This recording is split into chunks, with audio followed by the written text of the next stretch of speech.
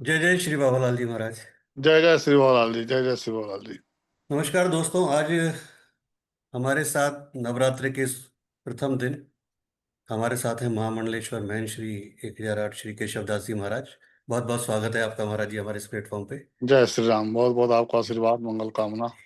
और नवरात्रि की बहुत बहुत बधाई आप सभी दर्शकों को और आपको भी। जय बहुत श्री बहुत राम, जय जय भोलाल। श्री जय बाबालाल जी।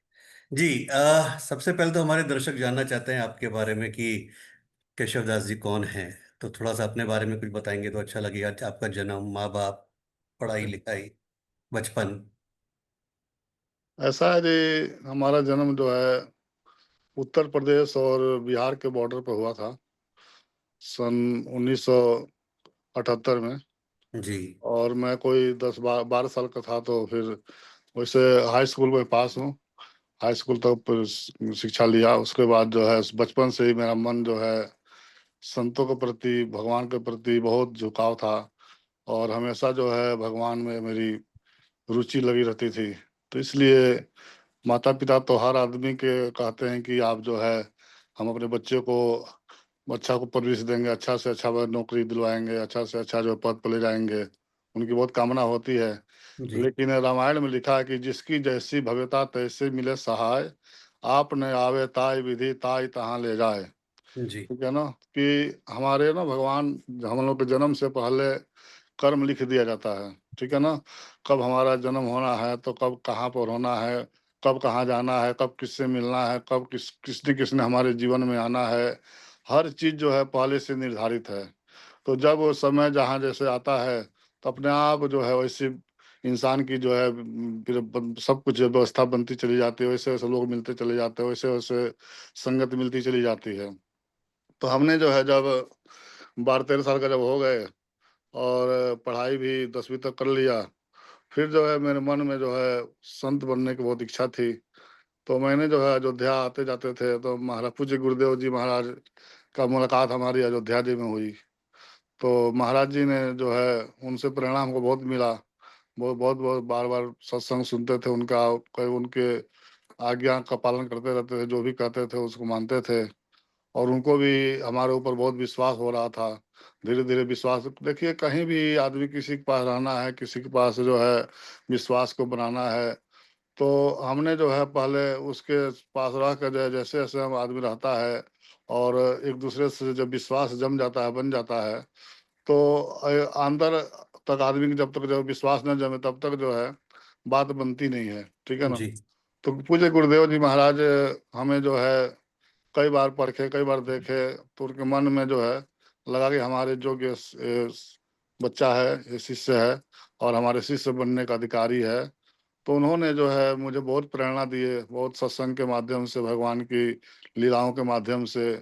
तो अयोध्या में अपना लाल द्वारा पंजाबी आश्रम है, जी वहाँ पर कई बार मुलाकात हुई महाराज जी से।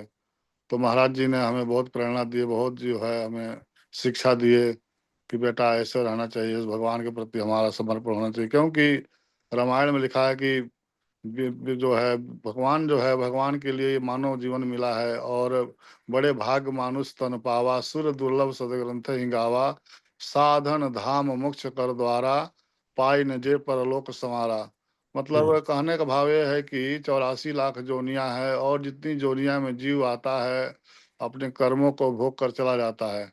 लेकिन मानव का शरीर इसलिए मिला है, मानव से देव बनने के लिए, मानव से जो है देवता की श्रेणी में जाने के लिए। तो हम लोग अगर मानवता वाला काम करते हैं, शुभ कर्म करते हैं, नेक कर्म करते हैं, गिरे को उठाते हैं, भटके को रास्ता बताते हैं, प्यासे को पानी पिलाते हैं, नंगे को वस्त्र देते हैं, इसी को मानवता कहा गया है। ठीक है ना। मानव मात्र के लिए, जीव मात्र के लिए हमारा अगर जीवन में उसके लिए जगह है, तो समझिए यही मानव का जो है सबसे बड़ा धर्म है। तो महाराज जी की जो बातों से हमें बहुत प्रेरणा मिली, बहुत ही मन को जो है अंदर तक जो है उनकी बात को घर कर गया। तब जो है मैंने जो है उनकी शरणागति ले लिया, और मैं कहा दिया महाराज जी, अब मैंने जो है अब घर को तरफ मुंह नहीं मोड़ना है, घर की तरफ नहीं जाना है। अब हमने जो है आपकी शरणागति में रहना, आपके शरण में रहना है। आप मुझे जो है जैसे भी रखना है, जहाँ भी रखना है, जैसे आपकी इच्छा है उस तरह से मैं आपके साथ ही रहना है मैंने। तो महाराज जी फिर जो है, महाराज जी का आश्रम पंजाब में जालंधर में बाबा लाल जी का आश्रम है, जहाँ पर अभी मैं विराजमान हूँ। तो महाराज जी के माध्यम से, उनके प्रेरणा से फिर जो है मैं जालंधर आ गया। तो 1996 में जो है मैं जो है गुरु मंत्र लिया। उस दिन गुरु पूर्णिमा था। तो गुरु पूर्णिमा के दिन महाराज जी ने हमें दक्षिणा गुरु नाम दिए। और उस दिन जो है मुझे संत बनाए। संत की लाइन में जो है उस दिन जो है गुरु पूर्णिमा के दिन 1996 में मैं संत बना। उसके बाद से जो है महाराज जी वो की बहुत जो भी गतिविधियां थी जहाँ भी, क्योंकि महाराज जी हमारे पंजाब साधु समाज के अध्यक्ष थे। पहले महाराज जी ध्यानपुर में रहते थे और कम से कम जो है 15-16 साल ध्यानपुर में रहे। 1980 में जालंधर आए थे। जालंधर में आकर जो है बाबालाल जी का आश्रम बनाए और जगह खरीद कर। और यहाँ से जो है फिर कुंभ में गए महाराज जी। कुंभ में कहीं बाबालाल जी का नाम नहीं होता था, कहीं भी कोई बाबालाल जी के नाम से कोई भी अखाड़ा नहीं लगता था, कोई डेरा नहीं लगता था, कोई कैंप नहीं लगता था। फिर महाराज जी ने उस समय कुंभ में जाकर, प्रयागराज में कुंभ लगा था, वहां जाकर महाराज जी ने हमारे वहाँ मान्यता लिए महामंडलेश्वर का। और आप पूछ रहे थे महामंडलेश्वर का पद क्या होता है। नहीं, मेरा क्वेश्चन ये था कि इससे पहले एक बार आपके माता पिता का नाम जान सकता हूँ मैं? हमारे माता पिता जो है, पिताजी का नाम रामजस जी था ओके। और माता जी का नाम जगरानी देवी। ठीक है, और आपके जन्म की तारीख? हमारा 20/12/1978 है। 20 दिसंबर 1978। और कितने भाई बहन हाँ। रहे महाराज जी आप? हम टोटल 4 भाई हैं। तो और हम एक हमसे बड़े हैं, 2 छोटे हैं। तो ऐसा है, हमारे संतों में कहा गया है कि संत होने के बाद पिछला अगर जो ध्यान रखता है ना, पिछला ख्याल रखेगा, तो अपने आश्रम को विकास नहीं कर सकता, आश्रम को नहीं बढ़िया बना सकता, चला नहीं सकता, तो तरक्की नहीं कर सकता है। उस जैसे लड़की की शादी कर दी जाए, लड़की जो है अपने मायके की तरफ हमेशा ध्यान रखे तो अपने घर को नहीं बसा सकती है। उसी तरह संत बनकर अगर पिछला ख्याल रखेंगे तो हमेशा मोह माया में पड़े रहेंगे, फिर अपने आश्रम का तरक्की नहीं कर सकते। आश्रम को जो है हमेशा जो है ऊंचाइयों पर नहीं ले जा सकते हैं। संगत का जो है आप शिक्षा नहीं दे सकते हैं। संतों का जो है लाइन में से दूर हो जाता है आदमी। फिर इसलिए संत बनने के बाद पिछला सब कुछ छोड़ना पड़ता है हम लोगों को। ये एक बहुत बड़ी बात बोली आपने कि आज की हम्म। तारीख में लड़कियां जो अपने मायके से अटैच रहती हैं और उसके बाद हाँ। ससुराल में ध्यान। और आपने जो उदाहरण दिया बहुत ही बेहतरीन उदाहरण है कि जी। संत बनने के बाद आप अपने परिवार को त्याग देते हैं पूरी तरह से जी। और पूरी तरह से विरक्त हो जाते हैं। एक चीज जो एक आम पब्लिक जानना चाहती है, जो हमेशा धारणा रहती है कि क्या वाकई संत बनने के बाद आपका आपके माँ बाप या भाई बहनों से किसी तरह का कोई संबंध नहीं होता, कोई बातचीत कुछ नहीं? देखिए, हम लोग ना बैरागी परंपरा से हैं। राम जी का जो परंपरा था, हम लोग जी। वैष्णव हम लोग हैं, ठीक है ना। जी। बाबालाल दयाल जी महाराज भी वैष्णव थे। जी। तो वैष्णव परंपरा में हम लोग को जो सबसे पहले जब संत बनते हैं ना, तो हम लोग को जो सेवा के भावना ज्यादा इसमें सिखाया जाता है। जो जी। है झाड़ू कैसे मारना, सफाई कैसे करना, बर्तन कैसे धोना है, रोटी कैसे बनाना, हर चीज हमको सिखाया जाता है हम लोग को।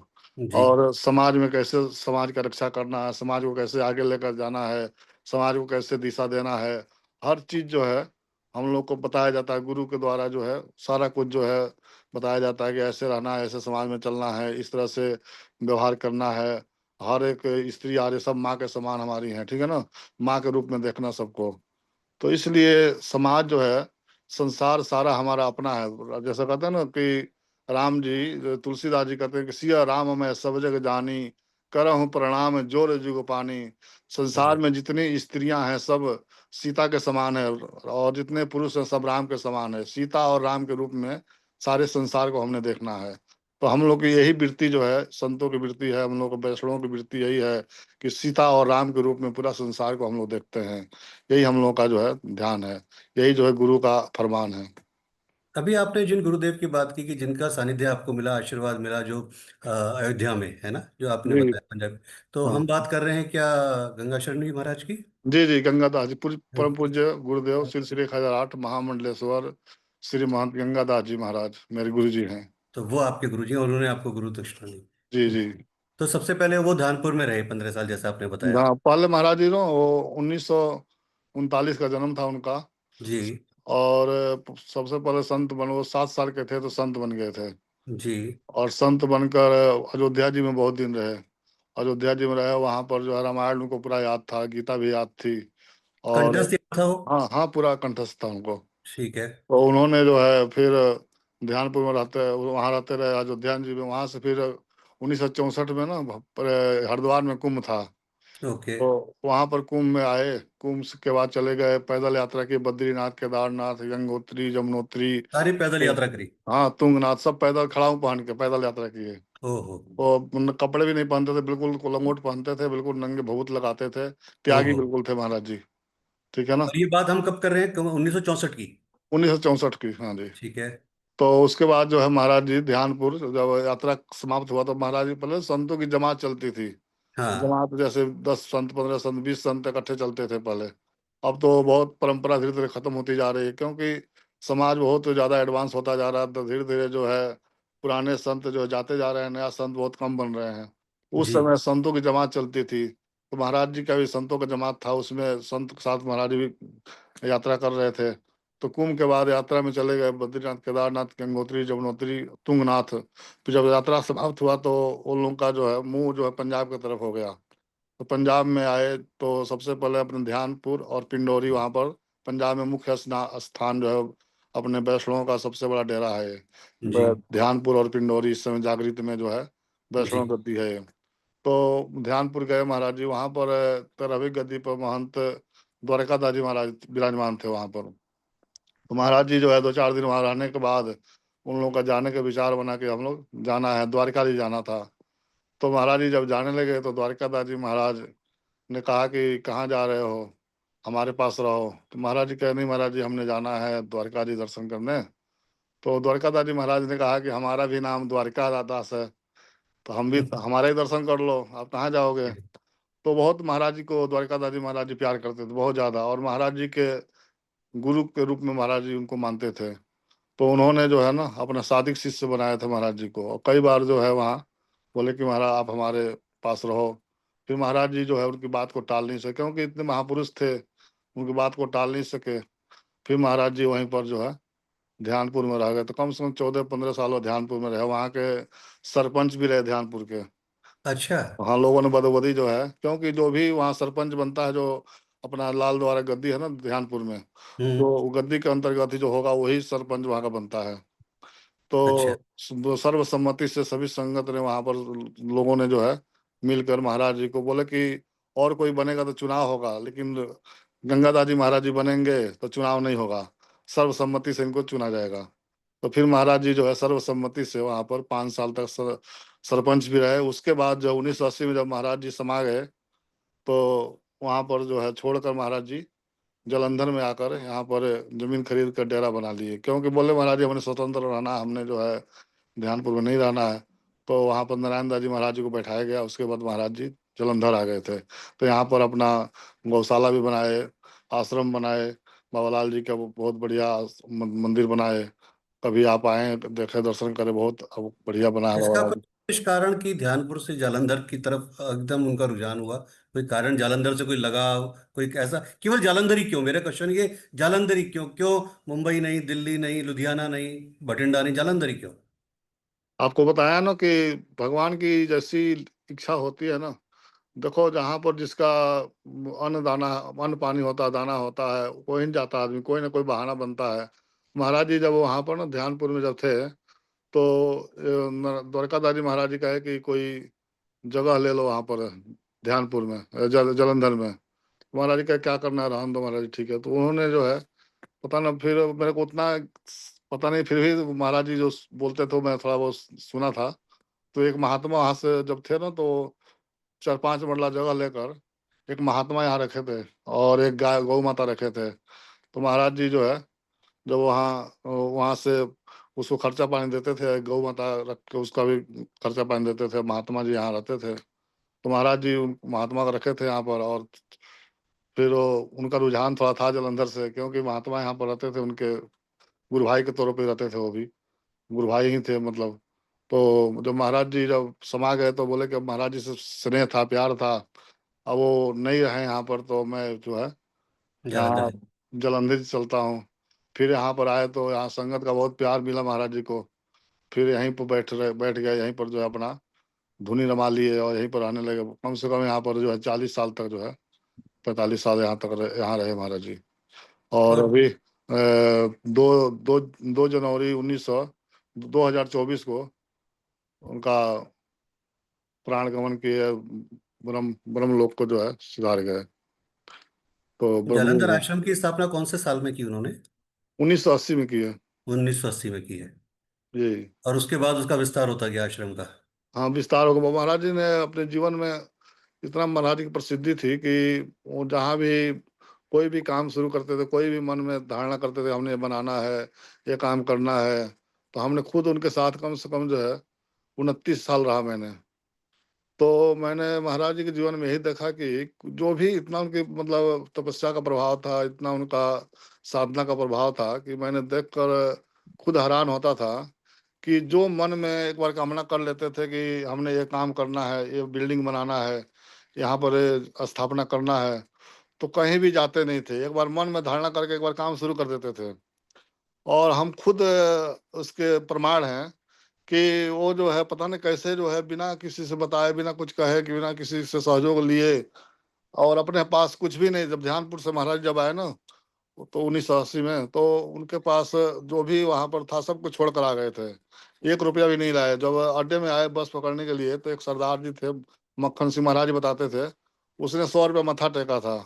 ओहो। वो 100 रुपया लेकर जलंधर आए थे, ठीक है ना। तो लेकिन आकर आप कभी आएंगे देखें, इतना संगत के सहयोग रहा, इतना महाराज जी का तपस्या का प्रभाव रहा कि बहुत बड़ा 8,000 फुट का हॉल बनाए, 20-25 कमरे हैं, गौशाला है। और अयोध्या में आश्रम बनाए महाराज जी लाल द्वारा, वहाँ अयोध्या में भी लाल द्वारा नहीं था, वहाँ भी लाल द्वारे का निर्माण किए हैं। तो जो उस उनके मन में होता था हमने बनाना है, वो एक बार कामना करते थे, एक बार सोचते थे और काम शुरू करते थे, फटाफट जो है बन के तैयार हो जाता था। तो ऐसे गुरुओं का, महापुरुषों का तपस्या होता है। और भगवान भी जो तपस्या जब आदमी करता है ना, तो उसका हमेशा जो मन में कामना करता है वो पूरा करते हैं। ये हमने खुद अपने आंखों से इस चीज को देखा हुआ है। ये कई सुना सुना है बात, मैं आपसे कुछ भी नहीं कर रहा हूँ। जो हमने जो रियल में जो प्रमाण है, चीज जो देखा है, प्रमाणिक है वो बता रहे हैं आप। जो रियल में देखा है मैंने महाराज जी के साथ रह कर जो अनुभव किया है, वो आपको मैं आज बता रहा हूँ आज। और एक चीज आपने बोला कि अ, कभी भी कुंभ में लाल द्वारा नहीं लगता था, मतलब उनका कैंप नहीं लगता था, हाँ, बल्कि नहीं बाबा लगता लाल था। जी का कैंप ही। तो ये क्या शुरुआत केवल महाराज जी के हाथों से हुई? हाँ, जब महाराज जी जो है ना, जब प्रयागराज कुंभ में गए, देखे बाबा लाल जी के नाम से कहीं भी कुंभ में कैंप नहीं लगा, पूरा ढूंढते रहे, घूमते रहे, बहुत बड़ा एरिया में कुंभ होता है, कहीं भी नहीं मिला। फिर जो है वहां पर अखाड़ा द्वारा जो होता है ना, 13 अखाड़े हैं, जी। तो तीन तीन अपने बैरागियों में होते हैं। तो अब हम लोग निर्वाणी अखाड़े में, बाबा लाल दयाल जी निर्वाणी अखाड़े से संबंधित थे। तो उन्होंने जो है महाराज जी ने निर्वाणी अखाड़े में गए, वहां पर जो है पूछे कि इसका मनथाई लेने का, कैंप लगाने की क्या विधि है। तो उन्होंने बताया कि उस समय 40,000 रुपया लगता था जी। महामंडलेश्वर का पद लेने के लिए, उसका व्यवस्था करने के लिए। जी। और महामंडलेश्वर का ऐसा है कि महामंडलेश्वर सभी नहीं बन सकते हैं, उसके लिए बहुत जो है नियम होता है। उसके लिए कठोर तपस्या करना पड़ता है। उसके बाद जो है समाज को सही दिशा देने के लिए उतना योग्यता होना चाहिए, तभी जो है महामंडलेश्वर बनाया जाता है। तो महाराज जी के अंदर पूरा योग्यता थी हर तरह से। फिर जो है महाराज जी के पास उस समय पैसे नहीं होते थे। फिर और भी कई महाराज जी के मित्र साथ में महात्मा लोग थे। कोई 10,000, कोई 5,000, कोई 20,000, ऐसे करके इकट्ठा करके 40,000 इकट्ठा हुआ। फिर जो है महाराज जी को मानथाई वहां पर अखाड़े में जमा होता है। अखाड़े में जमा करके महाराज जी जो है बाबा लाल दयाल नगर के नाम से अपना मान्यता मिला। तब से जो है महाराज जी जो है महामंडलेश्वर बने, और बाबा लाल दयाल नगर के नाम से हर कुंभों में अपना शिविर लगाते रहे, रहने का, खाने का सब। क्यों कुंभ में ऐसा होता है ना, जो सरकार मान्यता जब मिल जाता है, तो जगह, बिजली और पानी, ये बिल्कुल हम लोग को फ्री मिलता है। जहाँ भी कुंभ लगेगा, जैसे नासिक में, उज्जैन में, हरिद्वार में और प्रयागराज में। अभी प्रयागराज में था पिछले साल कुंभ, इसी साल हम्म। जनवरी में। और अब आएगा 2027 में हरिद्वार में। नासिक में आएगा। हम्म।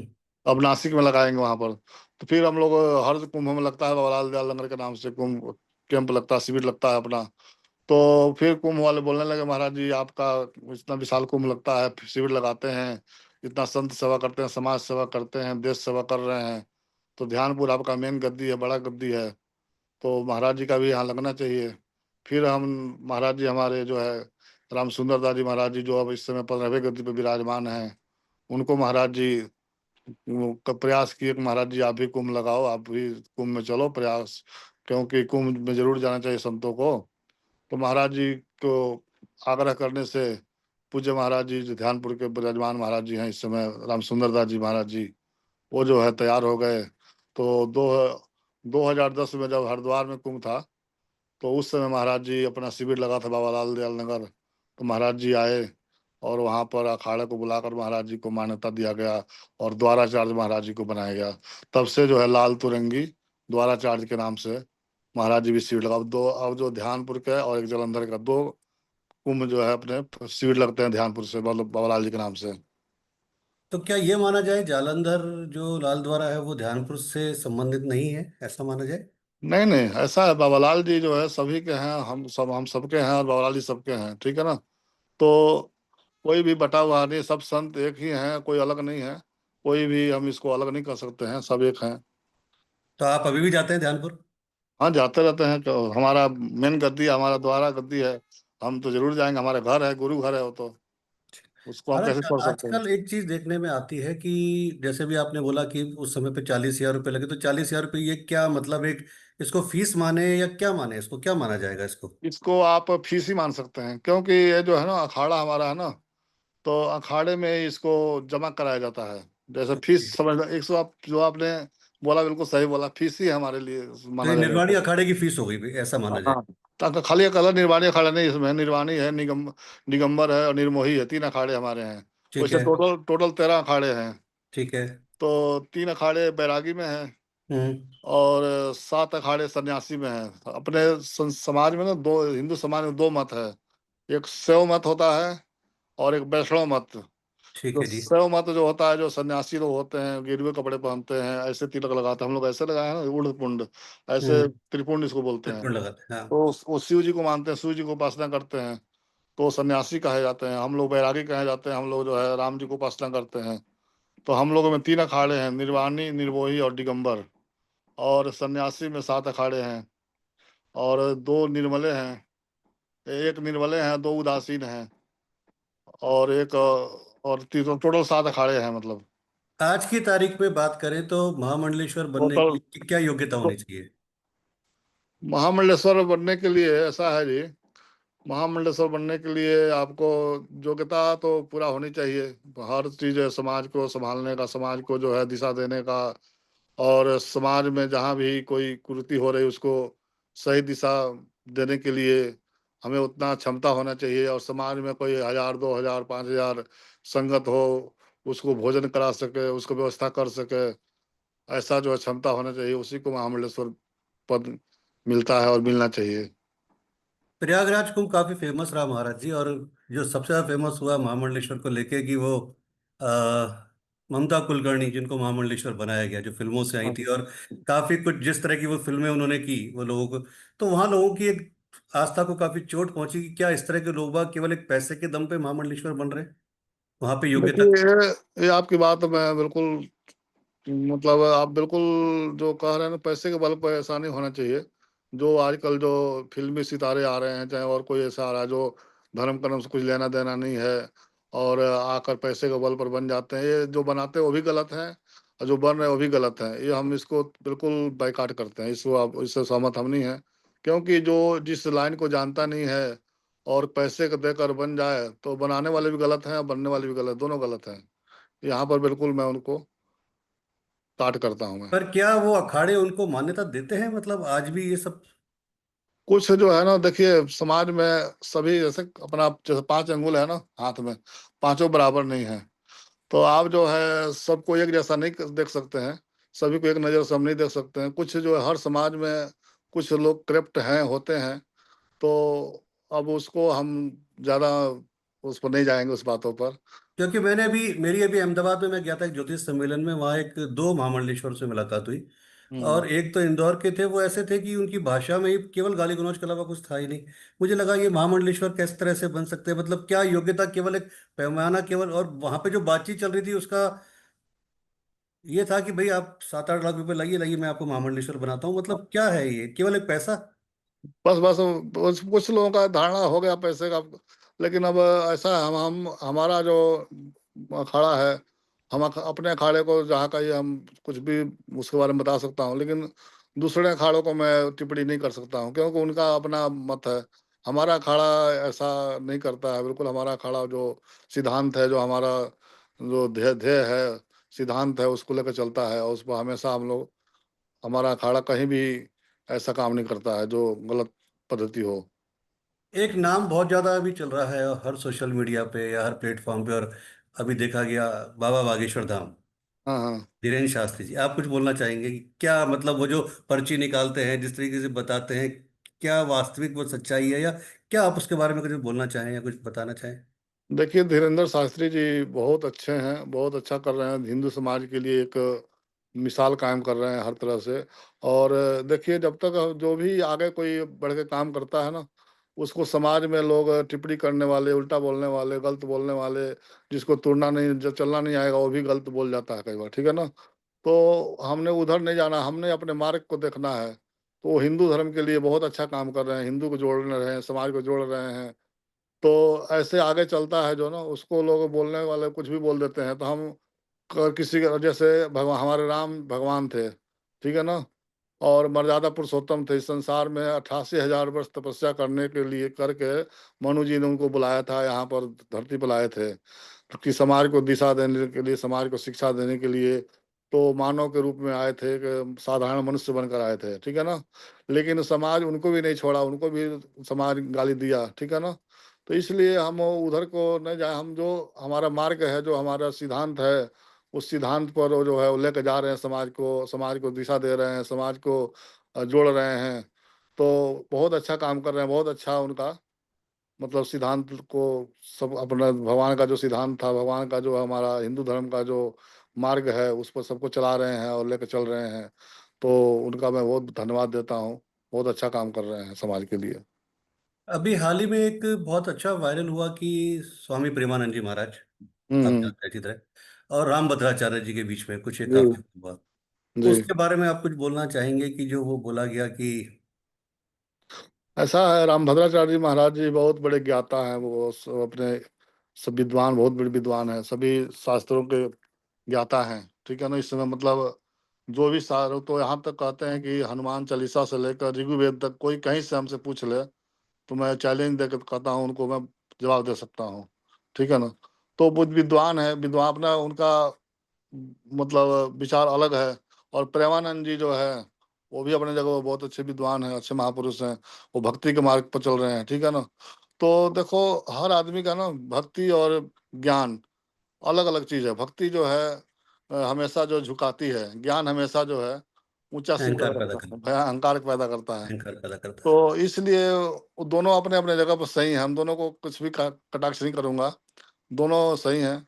बाकी जो है, प्रेम से आपस में कोई बात है तो उनको आपस में बैठ के सलाह सलट लेना चाहिए, सलाह कर लेना चाहिए। लेकिन ये समाज में जो है ऐसा बातें अच्छा नहीं होता है, जो दोनों लोग आपस में जो लड़ रहे हैं, आपस में जो है विचार ऐसे, मतलब समाज में जो बातें जा रही हैं ना, वो समाज के लिए अच्छा नहीं हो रहा है। एक मंदिर के पुजारी और एक संत, इन दोनों में फर्क क्या है? संत जो होता है ना, उसका अपना कोई नहीं होता है, सारा समाज अपना होता है, ठीक है ना? ठीक है। और पुजारी जो होते हैं, जो ब्राह्मण जो पुजारी बनते हैं, उनका परिवार पीछे लगा होता है, बच्चे लगे होते हैं, ठीक है ना? तो उनको जो है कमाई जो होगा, वो हमेशा जो है अपने बच्चों के लिए, अपने परिवार के लिए हमेशा वो सोचेगा। लेकिन संत जो है हमेशा समाज के लिए सोचता है, देश के लिए सोचता है, हमारे देश का कैसे उन्नति होगा, हमारे समाज का कैसे उन्नति होगा, हम कितना बढ़िया से बढ़िया काम करें जो समाज हमारा अच्छा उन्नति करे, आश्रम को कितना बढ़िया बनाए, ठीक है ना? आश्रम से लेकर समाज तक, देश के लिए हमेशा संत सोचता है, ठीक है ना? तो इसलिए संत का अपना कुछ नहीं होता है। जैसे कहते हैं ना कि नदी जो होती है अपना पानी नहीं पीती, नहीं पेड़ पी अपना सकते। फल नहीं खाता है। इसी तरह से संत जो होते हैं हमेशा समाज के लिए है, समाज के लिए उनका जीवन होता है, अपने लिए उनका कुछ नहीं होता है। ये अंतर है। महाराज जी, एक चीज देखने में आती है कई बार कि जब वो, जैसे महामंडलेश्वर की बात करें या गद्दी नशीन की बात करें, जैसे वर्तमान महंत राम सुंदर जी महाराज पूजनीय है ना, हाँ। ध्यानपुर धाम, या हम्म। आप, अक्सर ये माना गया कि यह एक आम आदमी की धारणा, जब हम कहीं एक आम आदमी की तरह जाते हैं तो माना जाता है कि जो उनके कुछ इर्द गिर्द कुछ खास उनके शिष्य होते हैं जो किसी और को आगे नहीं बढ़ने देते, उनको बस लपेट लेते हैं, और जहां वो चाहते हैं वहीं वो महाराज जा पाते हैं, या वहीं तक उनकी पहुंच हो पाती है। लंबी लाइन है, बेचारे 5-5 घंटे से वेट कर रहे हैं, लेकिन कोई अचानक गाड़ी में आया और सीधा उनके कमरे में एंट्री करता है। क्या ये वीआईपी परंपरा, या जो भी हम इसको बोले भाई भतीजावाद, क्या ये सही है इस महाराज, इस परंपरा में? ये तो आप बोल रहे हैं, बिल्कुल सही बोल रहे हैं, ऐसा नहीं होना चाहिए, ये गलत है। देखो, सबको समय मिलना चाहिए, सबको दर्शन होना चाहिए। महाराज जी के होंगे, सबके हैं, किसी एक के नहीं है। और ये और धानपुर धाम में मैं खुद इसका प्रमाणित हूँ कि मैं ईश्वर की दया से रेगुलर हर महीने एक महीने छोड़ के जाता हूँ कि हम्म 5-5 घंटे की लाइन, 7-7 घंटे की लाइन, और जो उनके शिष्य हैं जब उनसे बात करा जाए तो पहली बात तो कोई भी हंस के जवाब नहीं देता। सबसे बड़ी बात हम्म तो ये है कि कोई, और फिर जवाब भी प्रॉपर नहीं देते, और दूसरी बात, जिसको वो चाहते हैं वही उनके कमरे तक जा पाता है, वरना तो 1 सेकंड में बस ऐसे भगाते हैं जैसे कोई पता नहीं किसको भगा रहे हैं। तो ये कई बार मन बड़ा दुखता है कि ये सब क्या हो रहा है मतलब। हम्म। चलो, ऐसा होना चाहिए। बाकी ऐसा है ना, महाराज जी इस समय थोड़ा बीमार रहते हैं, तो इसलिए हो सकता है न दर्शन करने देते हो। बाकी सबको नहीं, दर्शन केवल करने का। महाराज जी की बात नहीं है यहाँ पे, जैसे गोपाल दास जी महाराज बैठते हैं उस समय की भी बात भी है, ऐसा नहीं है कि केवल बड़े महाराज की बात है। छोटे महाराज बैठते हैं तब भी यही परंपरा चलती है रेगुलर। हम्म। लेकिन ऐसा, चलो, सबको दर्शन करने का अधिकार है, सभी को दर्शन करना चाहिए और सबको दर्शन मिलना चाहिए। यही जो है बाबूलाल जी, क्योंकि जो गद्दी पे बैठता है बाबूलाल जी के रूप होता है, ठीक है ना। तो सभी को एक समान वहां पर देखा जाता है, देखना चाहिए। बाकी ऐसा कोई अगर है तो ऐसा होना नहीं चाहिए, सभी को जो है समान भाव से मिलना चाहिए महाराज जी को।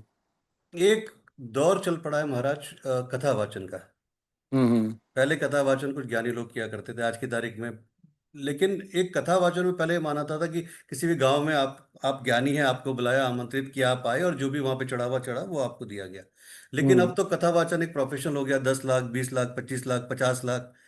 क्या बोलना चाहेंगे आप, मतलब क्या है, क्या वास्तव में हम कथा वाचन कर रहे हैं? देखिए, सही कहा। सही अगर बात कहते हैं तो कथा जो है बेचा नहीं जाता है, इसको बेचने का कोई अधिकार नहीं किसी को भी। और जो कथा का जो है, जो कोई निछावर दे दिया, वो कथाकार को स्वयं धारण कर लेना चाहिए। उसको फीस नहीं होना चाहिए कि इतना लेना है तो हमें इतना लेना है। लेकिन आजकल विशेष जो हमने खुद हम भी देख रहे हैं, आप जो कह रहे हैं बिल्कुल सही कह रहे हैं। हर आदमी जो है, कोई 50 लाख, कोई 10 लाख, कोई 20 लाख, ऐसे बातें चल पड़ी है। ये बिल्कुल गलत हो रहा है, ऐसा होना नहीं चाहिए। तो अब इसके लिए हम लोग क्या कर सकते हैं? समाज में इस इतना ज्यादा विकृति हो चुका है कि हर विद्वान जो है पैसे के पीछे भाग रहा है। और वास्तव में जो विद्वान होगा, जो संत जो होते हैं ना, कभी भी पैसे के लिए मांगते हैं, पैसे नहीं मांगते हैं कथा करने के लिए। लेकिन जो भी आप टेलीविजन में देखते हैं ना, वो कोई कथाकार हैं, वो संत नहीं है। संत कभी पैसा जल नहीं मांगते हैं।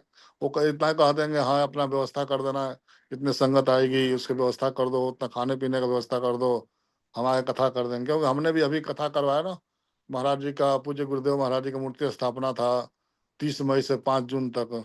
तो हमने वृंदावन से दामा किंकर जी महाराज जी को बुलाया था कथा करने के लिए। तो महाराज जी से मैंने कहा, क्यों कुंभ में भी उनको कथा रखवाए थे। तो उनसे मैं कहा, महाराज जी अपना निछावर बताइए क्या लेंगे। बोलते हैं, महाराज जी कैसी बात कर रहे हैं, हमने जो है, हम संत हैं, जैसे आप संत हो वैसे हम भी संत हैं, हमने 1 रुपया नहीं लेना है। लेकिन जो साजबाज वाले हैं उनको तो देना ही पड़ता है, वो तो वो गृहस्थी लोग हैं, वो उनका वही जीवन यापन है। वही जीवन यापन है, सही हाँ, बात। ठीक है ना, तो उनको तो देना पड़ेगा। लेकिन वो कहे कि हमारे को कुछ नहीं चाहिए, हमने कुछ नहीं। तो फिर उन्होंने कहा कि आप जो है भागवत कथा करवाना है महाराज जी को जो स्थापना दिवस में। तो हमने कहा फिर आपने ही कथा करना वहां भी, क्योंकि संत महाराज जी संत थे, महापुरुष थे। तो संत के स्मृति में संत का कथा हो तो उसका विशेष महत्व होता है। फिर उनको मैं वृंदावन से बुलाया, और उन्होंने जो है विधिवत बहुत बढ़िया 7 दिन तक ज्ञान की गंगा बहाए, और संगत भी बहुत आई, ठीक है ना। तो संतों का जो कथा का होता है, वो कभी भी संत कथा नहीं बेचते हैं। वो जो है निस्वार्थ भाव से कथा करते हैं, ठीक है ना। तो इसलिए संतों से कथा करवाएंगे तो उसमें आपको ये सब बातें सुनने को नहीं मिलेगी।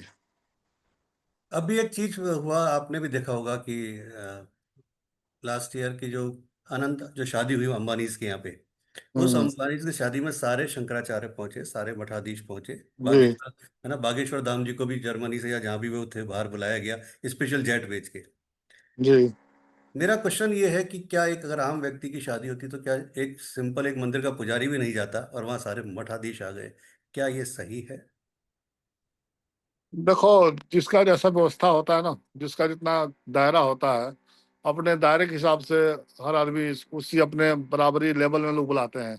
आपको भी पता है कि जो जैसे गरीब जो है गरीब के साथ व्यवहार रखता है, अमीर अमीर के साथ व्यवहार करता है, ठीक है ना? तो हर आदमी का अपना-अपना दायरा है, उसमें हम लोग कुछ बोल बोल नहीं सकते, बोलने का कोई नहीं, दायरे वाली काम। बात नहीं, अगर सपोज आज मैं अगर कोई करता हूँ और मैं अगर बागेश्वर धाम जी को बुलाना चाहूँ तो नहीं आएंगे, वो पक्की बात बिल्कुल सही बोल रहे हैं। है ना। लेकिन जब आप एक साधु हैं, एक संत हैं, या आप इस परंपरा की बात कर रहे हैं, तो फिर एक पक्षपात हो गया ना, फिर ये तो कि केवल एक जो अमीर हैं आप उन तक ही क्यों सीमित है। हुँ, हुँ। कोई ना, मतलब ऐसा होना नहीं चाहिए, बिल्कुल भी नहीं होना चाहिए। है जो ना। क्योंकि संत का तो ये भाव होता है कि कोई गरीब बुलाए, अमीर, हमारे गुरु जी कहते थे महाराज जी कि बेटा कभी ना कोई बुलावे, अगर अमीर बुलाता है तो भावे कहीं न जाओ तो कोई बात नहीं, लेकिन गरीब बुलाए उसमें ज़रूर जाना। ठीक है ना? गरीब अगर अपने घर में बुलाता है तो और कहीं अमीर के घर भावे छोड़ देना, गरीब के घर में कभी छोड़ना मत, उसके घर ज़रूर जाना। और उनका ये सिद्धांत था, अमीरों के घर में जाए ना जाए, लेकिन गरीब के घर में एक बार भी वो बोलता था महाराज जी आपने आना हमारे घर, तो महाराज जी उसके घर वहाँ जाकर दरी पे बैठ जाते थे। उनका ये सिद्धांत था महाराज जी का। क्योंकि वो कहते थे महाराज जी कि देखो बेटा, अमीर जो है ना, वो को एक बार नहीं जाएगा तो वो कोई कोई बात नहीं, लेकिन गरीब गरीब के घर नहीं जाएंगे ना तो सोचेगा देखो हम गरीब थे इसलिए महाराज जी हमारे घर नहीं आए, ये बहुत उसके मन में पीड़ा पहुंचेगी। इसलिए महाराज जी जो है ना हमारे महामंडलेश्वर होते हुए भी कहीं भी जाते थे दरी पे बैठ जाते थे, नीचे बैठ जाते थे, वो कोई अपने आप को अहंकार नहीं पालते थे किसी तरह का। तो महाराज जी हमारे तभी तो उनके तरफ हमारा इतना झुकाव हुआ कि इतने महान पुरुष होते हुए भी इतना साधारण जीवन उनका है। और अपने जीवन में कभी भी ना कोई 10 रुपए दे दे, कोई 20 रुपए दे दे, वो जो है अपने ऊपर कभी खर्चा नहीं करते थे, हमेशा जो है समाज के लिए कभी लंगर लगा देना, भंडारा लगा, कुंभ में अभी इतना बड़ा बड़ा खर्चा होता है ना, वो रोज का जो जैसा भी कुंभ में हमने प्रयागराज में लगाए थे, रोज 7 हजार 8 हजार लोग रोटी खाते थे, 30 40 हजार में खाली टेंट लग जाता है। तो ऐसे खर्चे बहुत होते हैं। तो अब किसी से माँगना भी नहीं है। तो संगत जो है जो दे दिया वो अपना व्यवस्था, भगवान व्यवस्था कोई ना कोई बना देते हैं, हो जाता है, ठीक है ना? तो भगवान के अगर हम आश्रित रहते हैं ना, तो भगवान हमें हर चीज़ जो है पूरा करते हैं, हर चीज़ देते हैं, कभी कोई कमी नहीं छोड़ते। हमारा मन सच्चा होना चाहिए, भावना सच्चा होना चाहिए।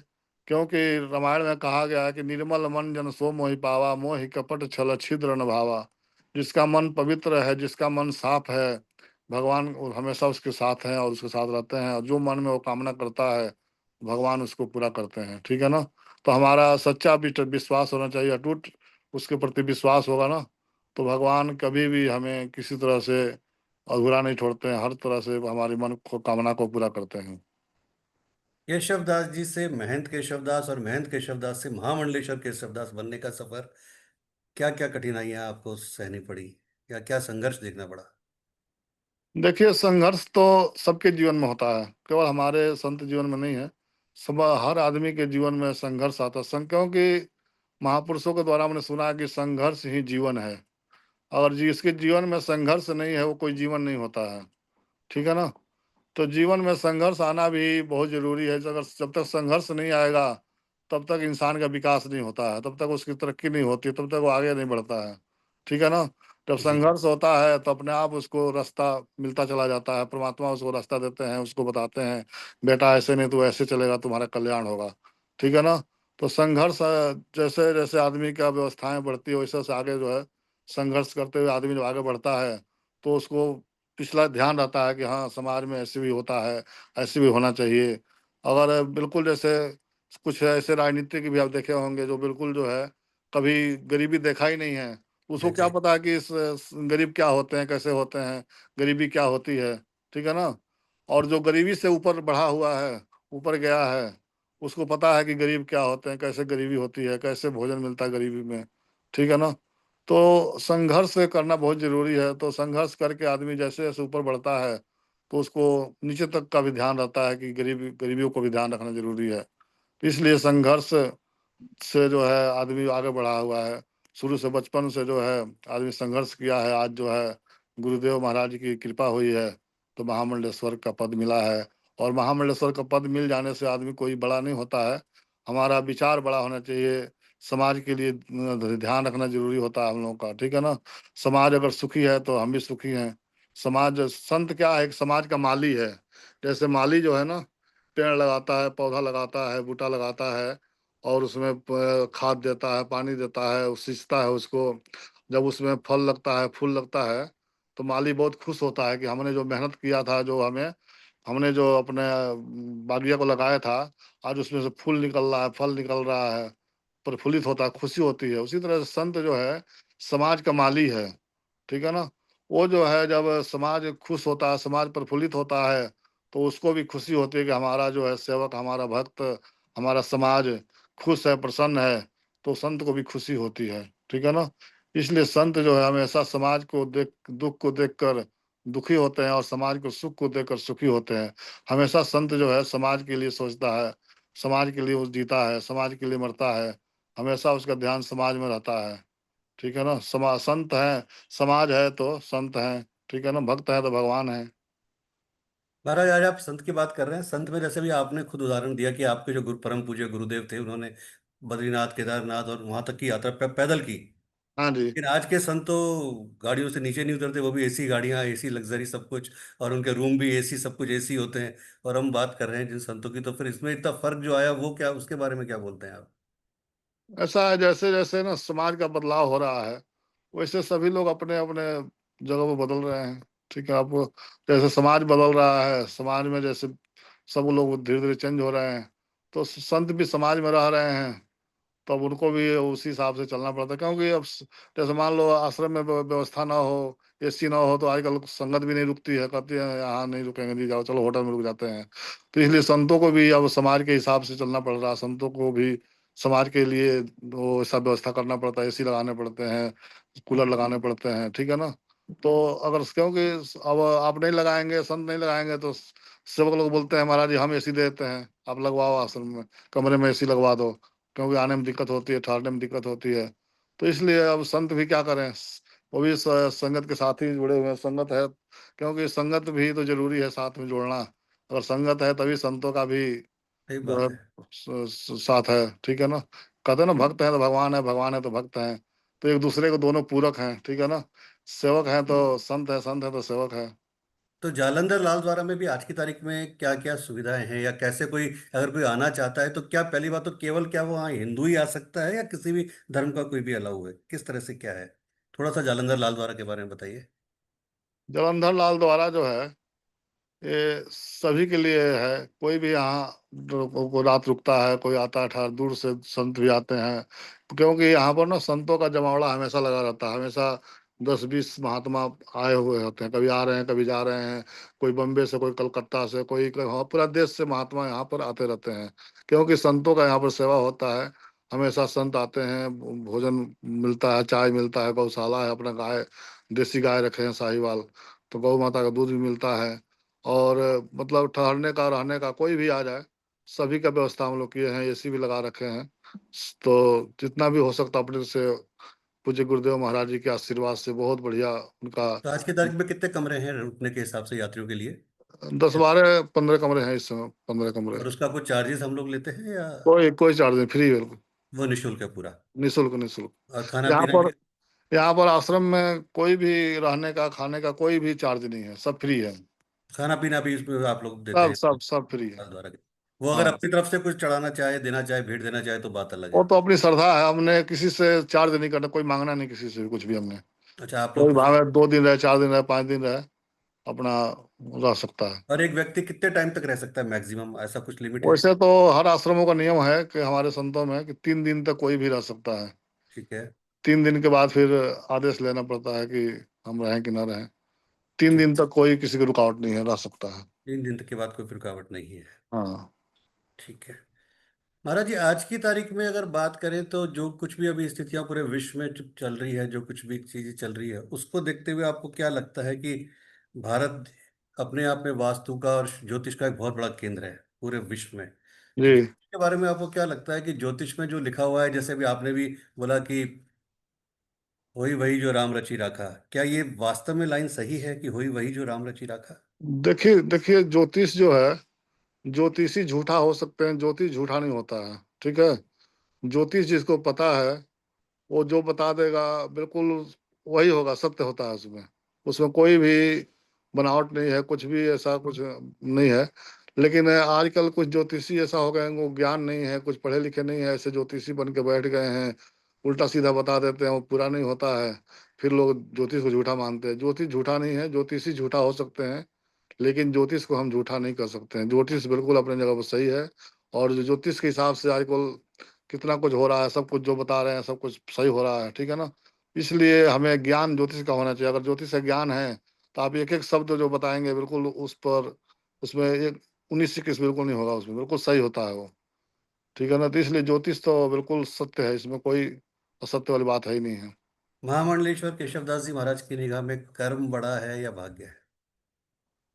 देखिए देखिए, कर्म के साथ भाग्य भी है। भाग्य तो है ही है, भाग्य में अगर है आपके तो वो तो मिलेगा मिलेगा, लेकिन कर्म करना बहुत जरूरी। गीता में भगवान कहते हैं ना, कर्म करो फल की इच्छा मत करो। तो हम अगर कर्म किए रहेंगे तो फल तो है कहीं ना कहीं से परमात्मा हमें देगा ही देगा। अगर हम कर्म ही ना करेंगे तो फल की इच्छा करने पर भी फल नहीं मिल सकता है। इसलिए कर्म बहुत जरूरी है। कर्म कर्म जो है, परम प्रधान विश्व रचि राखा, जो जस करे सो तस फल चाखा। नहीं को वह सुख दुख कर दाता, निज कृति कर्म भोग सब भ्राता। राम जी कहते हैं कि कोई किसी को सुख नहीं देता है, कोई किसी को दुख नहीं देता है। अपने किए हुए कर्मों के अनुसार इंसान को सुख और दुख मिलता है। आज जो भी हम लोग संसार में हम लोग को मिला हुआ है ना, पिछला जो कमाई करके आए हैं वो आज हम लोग को मिला हुआ है, ठीक है ना। और आज जो हम लोग कर रहे हैं वो हम लोग का जमा हो रहा है, ठीक है ना। कई लोग कहते हैं ना, देखो कुछ नहीं कर रहा है, कितना उसकी बल्ले बल्ले है, कितना अमीर है, कितना ऐसे हो रहा है, कैसा गाड़ियों में घूम रहा है, कोई काम नहीं कर रहा है। वो पिछला कमाई करके आया है, इतना बढ़िया कमाई किया है कि आज उसको बैठे बैठे खा रहा है, कुछ नहीं करना पड़ रहा है। लेकिन अब नहीं कर रहा है तो फिर अगले जन्म में जाकर भोगेगा वो फिर, ठीक है ना। तो इसलिए कर्म प्रधान है। जैसा जैसा जो कर्म किया है उसको आज वैसा मिला हुआ है। आप वही देखे होंगे, एक बच्चा जो गरीब घर में जन्म लेता है, जन्मते जो है कूड़ा बीनता है, कूड़ा में पड़ा रहता है, ना रहने का ठिकाना ना खाने का ठिकाना। वही एक बच्चा जन्म होता है, लेता है अमीर घर में, जन्मते ही फैक्ट्री का, दुकान का, मकान का, कोठी का मालिक बन जाता है, ठीक है ना। कुछ उसको बनाने की आवश्यकता नहीं पड़ती, सब कुछ बना बनाया मिल जाता है। तो यह सब कर्म है, ठीक है ना।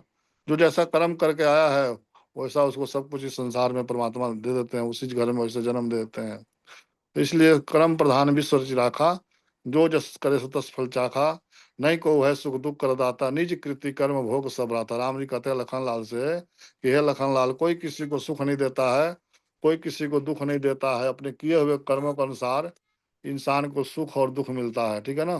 तो जैसा हम कर्म किए हैं वैसा हमें फल मिलता है। अगर हम पेड़ लगाए हैं बबूल का और इच्छा करें कि आम हमें का आम सिर। का फल मिले तो नहीं मिल सकता है, कांटे ही मिलेंगे, ठीक है ना। इसलिए करनी आपो आपनी की नेड़े की दूर, करनी आपो आपनी भरनी पवे जरूर, ठीक है ना। तो ये कर्म की सारी बातें हैं, जैसा जो कर्म किया है वैसा उसे फल मिलता ही मिलता है। आज की तारीख में साधु संतों में या देखने में आया, और इस बार प्रयागराज कुंभ में देखे आया कि स्त्रियां बहुत ज्यादा इसमें आ रही हैं, संत परंपरा में और इसमें। इसके बारे में आप कुछ बोलना चाहेंगे कि क्या उनका आना सही है? धर्म के धर्म के आचरण में वो सही है या नहीं है? ऐसा रामायण में लिखा है कि भक्ति स्वतंत्र सकल सुखानी, बिन सत्संग न पावहि प्राणी। आप प्राय देखते होंगे जहाँ भी सत्संग होता है, जहाँ भी भगवान की कथा होती है, जहाँ भी धर्म कर्म होता है, ज्यादा स्त्रियों का उपस्थिति होती है, बंदे बहुत कम जाते हैं। हर जगह जो है बंदे अपने काम में होते हैं, लेकिन औरत जो है फ्री होती है, अपने काम काज से फ्री होकर, घर बार से रसोई से फ्री होकर जो है धर्म कर्म में उनका ही ज्यादा जो है रुचि होती है, ठीक है ना। तो उनको जो है मन से विरक्ति होती है, तो इसलिए जो है धर्म कर्म में उनका रुचि ज्यादा बढ़ रहा है। तो क्या जाना ऐसा कोई तो हर्ज नहीं कि नहीं वो है। वहां पर जाके गॉसिप करती हैं, सास बहू आपस में ज्यादा पंचायत होती है, ऐसा तो नहीं? ऐसा है आजकल, जो आजकल सास बहू वाला जो बात है ना, ये तो बहुत ज्यादा हर घर में तकरीबन हो चुका है। क्योंकि आजकल सत्संग में बहुत, आजकल नए जनरेशन जो है ना, धर्म कर्म में तो मंदिरों में, गुरुद्वारों में, धर्म स्थानों में मत्था टेकने तो जा रहे हैं, लेकिन जो हमारे अंदर उसको उतारना चाहिए, वहाँ के भक्ति को, वहाँ के साधना के बारे में, वो सब नहीं जान रहे हैं हम, ठीक है ना। केवल जाके रील बना लिए, देख लिए, दर्शन करके आ गए। लेकिन हमने अपना, हमारा दायित्व क्या है, हमारा व्यक्तित्व क्या है, हमें कैसे रहना चाहिए, कैसे विचार करना चाहिए, कैसे किससे मिलना चाहिए, कैसे व्यवहार करना चाहिए, सास के साथ कैसे व्यवहार करना चाहिए, सास को बहू के साथ कैसे व्यवहार करना चाहिए, ये सब बातें जो है कोई ना सुनता है ना कोई आजकल सुना रहा है। सभी ब्रह्म ज्ञान की बातें सुना रहे हैं। इसलिए जो है बात वो बन नहीं रही है। बहुत ज्यादा विकृति समाज में आ रहा है, बहुत ज्यादा बदलाव आ रहा है। रोज जो है कहीं ना कहीं सुनने को मिलता है कि आज बहू चली गई, आज सास जो है अपने माँ घर छोड़ के चली गई। मतलब ऐसा बहुत समाज में जो है विकृति आ चुका है। ये रिश्ते जो आज की तारीख में टूट रहे हैं महाराज जी, की शादी से पहले तलाक की बात, इसका क्या कारण है? आपको क्या लगता है कि? बस जो समाज जो है धर्म कर्म से दूर हो रहे हैं धीरे धीरे ना। जो बिल्कुल अपने मोबाइल जब से आया ना तब से जो है बिल्कुल समाज टूटता जा रहा है। कोई भी घर जो है शादी होते ही अलग रहने लगते हैं, बाद में जो है जब पहले परिवार से अलग होते थे अब परिवार से तुरंत अलग हो जाते हैं। उसके बाद जो है पति पत्नी साथ रहते हैं, उनका भी आपस में कोई ना कोई विद्रोह होता है, सत्संग में जाते नहीं, धर्म कर्म में जुड़ते नहीं हैं। फिर जो है धीरे धीरे आपस में विवाद होते होते बहुत दूर बढ़ जाता है, बहुत बहुत दूर चले जाते हैं, फिर छोड़ छाड़ावा का टाइम आ जाता है, मौका। क्या आपको ऐसा नहीं लगता कि आज की तारीख में स्त्रियां पुरुषों से बराबर कमाती हैं, उससे ज्यादा कमाती हैं, तो एक अहंकार का भाव आ जाता है कि मैं भी कमाती हूँ तो? बिल्कुल यही बात है ना। अहंकार तो है तभी, जब तक अहंकार नहीं आएगा ना तब तक जो है आदमी एक दूसरे से दूर नहीं जाता है। अहंकार मेन कारण ही अहंकार है। जब अहंकार जिस दिन आ जाता है आदमी एक दूसरे से दूर होना शुरू हो जाता है। हम्म। जी। ठीक है महाराज जी, एक चीज और मुझे पूछनी थी आपसे कि ये जो बैरागी परंपरा जिसे हम लोग कहते हैं कि जैसे ब्रह्मचारी परंपरा है ना, जो हम्म। दयानपुर धाम में भी देखते हैं जितने भी गद्दी नशीन हुए हैं सारे ब्रह्मचारी रहे हैं। हाँ जी, हाँ जी। तो इसका कोई विशेष कारण होता है क्या कि केवल ब्रह्मचारी ही क्यों? मतलब अगर शादीशुदा होता है तो कोई रीजन, ऐसा कुछ क्या कारण होता है इसका? ऐसा है आपको मैं इसके बारे में बता रहा हूँ। शादीशुदा और बैरागी में अंतर होता है। जैसे शादीशुदा जो होगा पारिवारिक होगा, जी तो फिर जो है ये अपना जैसे आप पुजारी और महात्मा के बारे में पूछ रहे थे पीछे, जी जी वही भाव यहाँ भी आ रहा है, ठीक है ना। जो अगर हम शादीशुदा होंगे तो धीरे धीरे गद्दी जैसे वो परिवार में फिर चला जाता है, पारिवारिक में बदल जाता है, ठीक है ना। वो फिर संगत धीरे धीरे टूटने शुरू हो जाती है। संगत फिर जो है बिल्कुल जो महात्मा का जो भाव होता है वो खत्म हो जाता है, ठीक है ना। वो पारिवारिक गद्दी बन जाती है। तो फिर वो भाव धीरे धीरे स्थान का जो है गृहस्थी में बदल जाता है। स्थान स्थान नहीं रहता है, बिल्कुल वो घर बन जाता है, ठीक है ना। क्योंकि बच्चे परिवार सारा फिर आपस में वहीं पर होना शुरू हो जाता है सारा कुछ। इसलिए जो है और बैरागी परंपरा जो है हमारा संत वैष्णव परंपरा में शादी नहीं करते हैं, और सच्ची सच्ची गद्दी होती है, ठीक है ना। जैसे ध्यानपुर सच्ची सुच्ची गद्दी है, इसमें जो है कभी भी बैरागी परंपरा में जो है यहाँ शादी नहीं करते हैं। जो हो बैरागी होगा, जो महंत बनेगा वो बिल्कुल वैराग्यवान होगा, शादीशुदा नहीं होगा, वही गद्दी पे बैठाया जाता है। तो हम लोग का गद्दी जो भी है बाबूलाल जी की, उसमें जो है जो शादी नहीं किया होगा बिल्कुल बैरागी होगा वही गद्दी पे बैठता है, उसी को बैठाया जाता है। हमारा संत समाज जो है, हमारा मंडल जो है उसको नियुक्त करता है फिर। एक शुरू से सुनते आए हैं बचपन से हम लोग कि अ, हनुमान जी की पूजा औरतों को निषेध है, क्या ये बात सही है? आप मानते हैं इस बात को? ऐसा नहीं मानते हैं। देखिए, कहते हैं ना कि कई लोग कहते हैं कि सुबह हनुमान चालीसा का पाठ करने से, सुंदरकांड का पाठ करने से भोजन भी नहीं मिलता है, जी चाय भी नहीं मिलता है, ठीक है ना। ऐसा लोग जी परंपरा बना रखे हैं, कई लोग कहते जी हैं। जी। लेकिन अब संत जो है कोई 3 बजे उठता, कोई 2 बजे उठता है, उसी समय से हनुमान चालीसा का पाठ करता है, सुंदरकांड का पाठ करता है, तो उसको भोजन नहीं मिलता। इतना बढ़िया बढ़िया भोजन मिलता है, लोग खिलाते हैं भोजन बढ़िया बढ़िया। तो ऐसा कुछ नहीं है, मनगढ़ंत बातें हैं, ऐसा कुछ नहीं है। मतलब महिलाएं हनुमान जी की पूजा कर सकती हैं? हाँ, सभी कर सकते हैं। बस हनुमान जी का जैसे जो मूर्ति है उसको स्पर्श नहीं करना चाहिए, दूर से पूजा करो, ध्यान करो, ठीक है ना। बिल्कुल स्पर्श नहीं करना चाहिए, ऐसा माना गया है। उसका कारण क्या है? क्या वो ब्रह्मचारी है इसलिए? हाँ, ब्रह्मचारी है। हाँ जी। यही कारण है? हाँ, यही कारण है। लेकिन कुछ जगह देखा गया कि हनुमान जी के मंदिर में मूर्त लेडीज उनको चोला पहना रही हैं, सब कुछ कर रही हैं। वही हो, बस जहाँ अभाव है पुजारी का, जहाँ पर कोई पुजारी नहीं है वहाँ छूट है। कोई कोई अपना मर्जी से लोग कर रहे हैं, जहाँ जैसा है वैसा। लेकिन जहाँ विशेष तौर पर जो है ऐसा प्रावधान नहीं है। महामंडलेश्वर केशवदास जी महाराज की निगाह में पाप और पुण्य की परिभाषा क्या है? देखिए, पाप पुण्य का परिभाषा यह है कि जिसके कोई भी काम करने से जिसको अगर किसी का दिल को ठेस नहीं पहुंचता है, किसी को खुशी मिलती है, किसी को प्रसन्नता होती है हमारे क्रियाकलाप से, तो पुण्य है। और हमारे क्रियाकलाप से हम कोई काम कर रहे हैं, किसी को दिल को ठेस पहुंच रही है, किसी को आत्मा दुख रहा है, अगर वो हम काम कर रहे हैं तो पाप है, ठीक है ना। तो इसलिए कोई भी काम करने से पहले आदमी को विचार करना चाहिए, सोचना चाहिए कि हम जो काम करने जा रहे हैं, जो हम कर्म कर रहे हैं, किसी का आत्मा को ठेस तो नहीं पहुंच रहा है, किसी को दुख तो नहीं लग रहा है, किसी को इसके हानि तो नहीं हो रही है। तो जब आदमी ऐसा सोच के करता है तो कभी भी इंसान से कभी पाप नहीं होता, कभी गलत रास्ते पर नहीं जाता है, कभी गलत काम नहीं होते हैं। इसलिए कोई भी काम करने से पहले हमें बार बार विचार करना चाहिए, सोचना चाहिए कि जो हम जो काम करने जा रहे हैं, क्या इससे किसी की हानि तो नहीं हो रही है, किसी को आत्मा को ठेस तो नहीं पहुंच रहा है।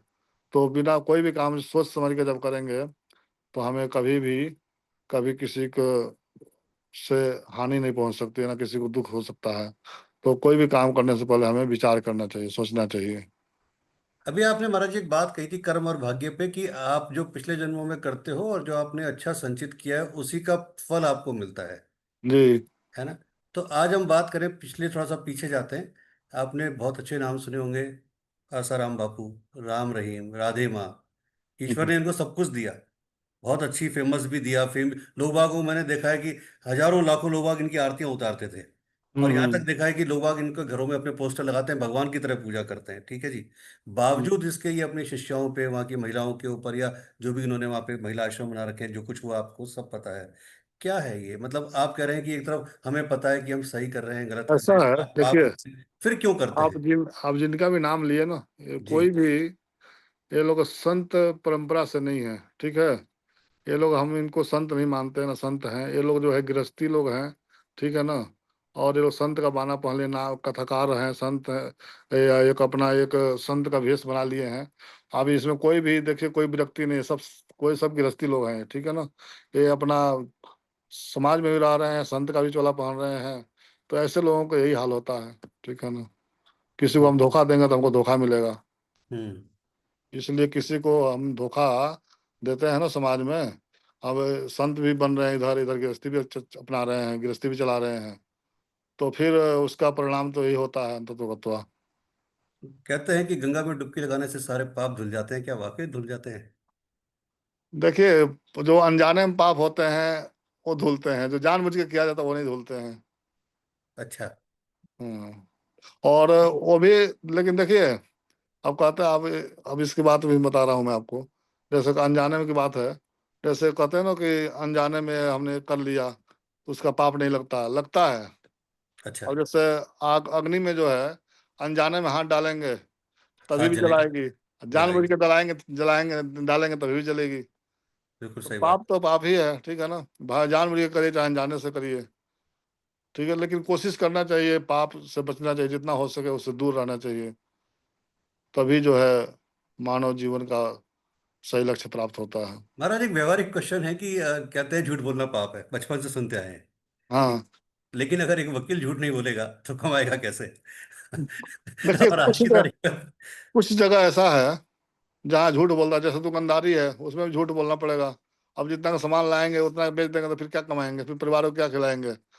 तो जहाँ झूठ बोलने वाला है, कुछ जगह ऐसा है जहाँ झूठ बोलना अनिवार्य है, बोलना पड़ता है, ठीक है ना। लेकिन हर बात, हर जहाँ जरूरत नहीं है, जहाँ आवश्यकता नहीं है, वहां भी झूठ बोल रहे हैं, फिर गलत है, ठीक है ना। जहाँ किसी की जान जाता हो वहां पर अगर झूठ बोलने से उसकी जान बचती है तो वहां बोल दो, कोई बात नहीं। किसी का रिश्ता होता है तो थोड़ा बहुत झूठ बोलने से अगर मतलब उसी, किसी का भला होता है तो झूठ बोलना गलत नहीं है। हाँ, किसी का अगर मतलब किसी की जान जा रहा हो वहां पर बोलना पड़े, अगर उससे जान बच रहा है तो बोल देने में कोई हर्जा नहीं है। बाकी जो जो व्यवहार, जो अपना जो कारोबार का बातें कर रहे हैं ना, तो उसमें थोड़ा बहुत बोलना ही पड़ता, समाज के लिए रहना पड़, समाज में रहना है तो कमाना तो है ही है। प्रॉपर्टी में जैसे है, कोई भी काम है, तो जब तक झूठ नहीं बोलेंगे तब तक उसमें कुछ अर्जित नहीं होगा। इसलिए थोड़ा बहुत तो उसमें बोलना ही पड़ता है। कई रील बनती है महाराज, कई रीलों में आता है कि अगर बच्चा पढ़ा नहीं है तो फिर जो पढ़े लिखे बन के आदमी क्या बन जाएगा, आईएएस बन जाएगा, इससे बड़ा तो कुछ नहीं बन सकता, आईएएस से ज्यादा क्या बनेगा, ठीक है। हम्म। लेकिन जो नहीं पढ़ा वो पॉलिटिशियन बन जाता है, जो आईएएस के ऊपर गवर्न करता है, जो आईएएस को कंट्रोल करता है, जो नहीं पढ़ा वो आईएएस के ऊपर गवर्न करता है। हम्म। और जो बिल्कुल ही नहीं पढ़ा और जो कहते हैं जो बदमाश हो गया बोले, वो साधु संत बन जाता है, जहां पर आईएएस भी ढोक देते हैं और पॉलिटिशियन भी ढोक देते हैं, सबके चढ़ों में गिरते हैं, साधु संत बन जाता है। इस बारे में आपका क्या कहना है कि आजकल कहते हैं कि भाई साधु संत वो बन रहे हैं जो कुछ नहीं, जिन्होंने बहुत बदमाशियां कर ली और जिनको बहुत दौलत इकट्ठी कर ली, अब उसको वाइट करने के लिए साधु संत बन जाओ। ऐसा नहीं है। ऐसा बहुत कोई भी देखो, ये साधु का बेस ऐसा है, साधु का समाज ऐसा है ना, इसमें हर आदमी भी आ सकता है। इसमें आपकी बात कुछ हद तक सही भी है, लेकिन आप सबको एक चश्मे से नहीं देख सकते हैं। जी। कुछ कुछ हो सकते हैं आ गए हो, लेकिन ज्यादा आपको तपस्वी ही संत भी मिलेंगे इसमें। लेकिन कुछ जो है आ गए हो उसके हम नहीं कर सकते हैं। हो सकता है कोई आ भी जाते हैं, ऐसी बात नहीं है। ये भेष ऐसा है कि कोई भी इसमें कोई डिग्री नहीं चाहिए, कोई कुछ किसी को कुछ नहीं चाहिए। वो तो बस कपड़ा पहन लिया, शिष्य बन गया। तो लेकिन हम लोग विशेष जो है ना, कोई भी संत बनाते हैं, शिष्य बनाते हैं, उसका पूरा तहकीकात करते हैं, कैसा है, क्या है, किस तरह का है, इसका क्या इतिहास है, किसका बैकग्राउंड क्या है, ठीक है ना। हर चीज देख कर फिर हम लोग जो है उसको अपना शिष्य बनाते हैं, गुरु मंत्र देते हैं, फिर संत लेकिन बनाते आज हैं। आज की तारीख में देखा जा रहा है कि चोले की ज्यादा पूजा है बजाय ज्ञान के। बस वही अज्ञानता है ना समाज में बहुत, जो है किसी के पास टाइम नहीं है। हर आदमी जो है बिजी है। तो लोग आते हैं, देखते हैं, जैसा भी मर्जी हो, चोला पहना हुआ है, उसको नमस्तक हो जाते हैं लोग। महाराज, आज की लोग- तारीख में कुंभ का माहौल, अगर कुंभ का जो एक वास्तव में उद्देश्य था, कुंभ का जो एक वास्तव में उद्देश्य था, वो उद्देश्य से कुंभ भटकता जा रहा है। देखे तो प्रयागराज में आईआईटीएन बाबा बहुत फेमस हुए, है ना। हम्म, मोनालिसा बहुत फेमस हो गई, या इस तरह की हम्म, चीजें बहुत ज्यादा फेमस हो गई। बजाय जो चर्चाएं चलनी चाहिए थी धार्मिक, वो चर्चाओं की बजाय ये सब चीजें। हम्म। इसके बारे में आप कुछ बोलना चाहेंगे?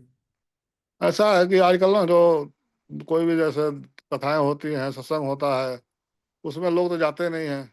बस अफवाह कोई बात उड़ जाए कि ये मोनालिसा आज बन गई, आज वो बन गया, आज वो मीडिया वाले भी जो है ना आजकल बहुत खराब हो गए। मीडिया वाले बस उनको ही दिखाएंगे। कोई अच्छा काम हो रहा है, कोई बढ़िया काम हो रहा है, कोई भजन हो रहा है, कोई कीर्तन हो रहा है, कोई भंडारे भंडारा हो लग रहा रहे हैं, वो सब चीज़ नहीं दिखाते हैं। लेकिन जो गलत चीज़ें होगा ना, उसको जरूर बार बार हेडलाइन बना देते हैं, उसको दिखाते रहते हैं। तो हमारी मीडिया का भी कहीं ना कहीं इसमें गलती है। है। हम्म। हम्म। आप कुछ कहना चाहेंगे हमारी नई पीढ़ी से, जो आज की तारीख में एक सुसाइड, आत्महत्या एक ऐसा हो गया कि बाप ने बच्चे को डांटा और सुसाइड, मतलब 7 साल का बच्चा सुसाइड कर रहा है, 8 साल का बच्चा सुसाइड कर रहा है, घर छोड़ के भग रहा है। इसके इसके लिए सबसे बड़ा कारण हमारे जो माता पिता हैं, तो मैं उनको जिम्मेवार मानूंगा। क्योंकि आजकल बच्चों के ऊपर ना माँ बाप अंकुश नहीं रख रहे हैं बिल्कुल भी। कमरा शहरों में देखता हूँ ज्यादा, कि लड़का का भी कमरा अलग है, लड़की का भी कमरा अलग है। मोबाइल दे देते हैं, इंटरनेट चल रहा है मोबाइल में। तो आजकल बच्चे सोशल नेटवर्क देख रहे हैं, यूट्यूब, फेसबुक, व्हाट्सएप, ये सब चला रहे हैं। उसमें नए नए दोस्त बना लेते हैं, कोई गेम खेलने लगता है। तो इस तरह से बहुत ज्यादा जो है बच्चे धीरे धीरे बिगड़ते बिगड़ते बिगड़ते चले जाते हैं। बाद में जब माँ बाप को पता चलता है, तब तक बच्चा बहुत दूर निकल गया होता है। इसलिए जो है सुसाइड हो कर रहे हैं, आत्महत्या कर रहे हैं बच्चे। जब माँ बाप अंकुश करते हैं, उसको रोकना चाहते हैं, तो क्यों रुकने वाला फिर होता नहीं है, क्योंकि बच्चा बहुत उस समय तक आगे जा चुका होता है। तो बच्चों को जो है ना शुरू से जब तक हम उसको सही मार्ग पर नहीं लेकर जाएंगे, सही आदत नहीं देंगे, सही शिक्षा नहीं देंगे, तब तक जो है, जैसे राम जी जो है ना कहते हैं कि प्रातः काल उठ के रघुनाथा, मात पिता गुरु नावहि माथा। राम जी इस धराधाम पर आए थे, मनु जी ने जब उनको लाया था ना, तो उन्होंने इसीलिए लाए थे कि समाज में मनु जी के द्वारा मानव का निर्माण हुआ। मनु जी ने मानव बनाया, इसलिए हम लोग मानव कहलाते हैं। तो मनु जी ने मानव तो बना दिया, उनके मन में विचार आया कि मानव कहीं दानव न बन जाए, गलत रास्ते पर न चला जाए, तो उसको शिक्षा देने के लिए कोई अच्छा टीचर चाहिए। तो अच्छा टीचर के लिए जैसे हम लोग को भी संसारिक लोग जो भी हैं, शादी ब्याह होता है, तो वो लोग जो है, बच्चा बच्चा होता है तो उनके मन में होता है कि हम बच्चे को अच्छे जगह शिक्षा देंगे, अच्छे स्कूल में पढ़ाएंगे, जिससे बच्चा हमारा पढ़ेगा लिखेगा, अच्छा ज्ञान मिलेगा, तो अच्छा जॉब मिलेगा, अच्छा नौकरी पाएगा, अच्छे जगह पहुंचेगा वो। उसी तरह से मनु जी के मन में विचार आया कि हमने मानव तो बना दिया कि मानव दानव न बन जाए, उसके लिए अच्छा टीचर चाहिए। तो 88,000 वर्ष तपस्या किए जाकर नैमी शरण में फिर जो है भगवान वहां पर आए थे। और भगवान जब आए हैं राम जी के रूप में, तो सबसे पहले राम जी जो है प्रातः काल उठ के रघुनाथा, मात पिता गुरु नावहि माथा, आयस मांग करे पुर काजा, देख चरित हर्षे मन राजा। राम जी सबसे पहले सुबह उठते हैं, तो क्या करते हैं, राम जी सबसे पहले उठकर अपने माँ के चरणों में प्रणाम करते हैं, माँ की चरण धूलि सिर में लगाते हैं। फिर पिताजी को प्रणाम करते हैं, पिता की चरण धूलि सिर में लगाते हैं। फिर गुरु जी के पास जाते हैं, वशिष्ठ जी, राम जी गुरु जी का नाम वशिष्ठ जी है। तो गुरु जी के पास जाते हैं, माता पिता को लेकर चलो गुरु जी के यहाँ। फिर गुरु जी के यहाँ जाते हैं, उनको प्रणाम करते हैं। तो खाली ये भी बात है कि खाली प्रणाम करने से भी बात नहीं बनती है, ठीक है ना। आयस, फिर राम जी कहते हैं कि आयस मांग करे पुर काजा, देख चरित हर्षे मन राजा। फिर राम जी जो है आज्ञा लेते हैं कि पिताजी आज राज काज में कौन सा काम करना है, आज कौन सा कार्य होना है। पूछते हैं, उनसे आज्ञा लेते हैं, ठीक है ना? तो राम जी जो है, इस धराधाम पर इसीलिए आए थे, हम सबको सिखाने के लिए, हम सबको बताने के लिए मानवता में कैसे रहना है, कैसे भाई के साथ रहना है, पिता के साथ कैसे रहना है, पुत्र के साथ कैसे रहना है, पत्नी के साथ कैसे रहना है, माँ के साथ कैसे रहना है, मित्र के साथ कैसे रहना है, हर चीज़ जो है, राम जी स्वयं जो है, करके दिखाया है। इसलिए कहा जाता है कि राम जी ने जो किया है, वो हमें करना चाहिए और जो कृष्ण जी ने कहा है, उस पर हमें चलना चाहिए। ठीक है ना? तो अगर आज भी जो परिवार राम जी के आदर्श को मानता है, राम जी के बताए हुए सिद्धांत पर चलता है, वो कभी सुसाइड नहीं कर सकता है, कभी गलत रास्ते पर नहीं चल सकता है, कभी भी वो जो है, गलत मार्ग नहीं अपनाता है। ठीक पर है ना? महाराज, यहाँ तो राम जी ने तो त्याग सिखाया और यहाँ तो लोग आगे एक दूसरे को खाने पे लगे हुए हैं, छीनने पे लगे हुए हैं, प्रॉपर्टी या कुछ भी। आज तो आदमी, मतलब त्याग वाली तो बिल्कुल बात ही चली गई, बस परंपरा ही चली गई। बस वो क्या करेगा, समाज का ये विकृति सब हो गया ना बहुत ज्यादा, समाज बहुत ज्यादा धर्म कर्म से दूर होता जा रहा है, इसका कारण यही है। क्या सत्संग, केवल सत्संग में आने से मन स्वच्छ हो सकता है? बिल्कुल हो सकता है, इसमें कोई संशय नहीं है। हो सकता है। हो सकता है, इसमें कोई संशय नहीं है, हम बिल्कुल मानते हैं इस बात को। सत्संग से जो है ना, हमारे आत्मा का सुधार होता है, आत्मा हमारा जो मलिन हो जाता है ना, उस सत्संग सुनने से, विचार सुनने से हमारे अंदर उसका प्रभाव आता है। जब हमारे अंदर, कहते हैं ना, बिनु विश्वास भगति नहीं, ते बिनु द्रवहि न राम, राम कृपा बिनु सपने हूँ, जीव न लह विश्राम। ठीक है ना? जब तक हम विश्वास, जैसे मान लीजिए कोई बाबा जी की मूर्ति हो, चाहे कोई भी मूर्ति हमने लगा ली है घर में, और उसको लगाकर जब तक हम विश्वास नहीं करेंगे भगवान इसमें बाबा जी बैठे हैं, चाहे राम जी बैठे हैं, तब तक जो है, हमारे अंदर आस्था नहीं बनेगा, भक्ति आस्था नहीं नहीं। आएगी। ठीक है ना? जब हमको विश्वास होगा, हाँ, इस मूर्ति में बाबा जी विराजमान है, राम जी विराजमान है, कृष्ण जी विराजमान है, दुर्गा जी विराजमान है, ठीक है ना?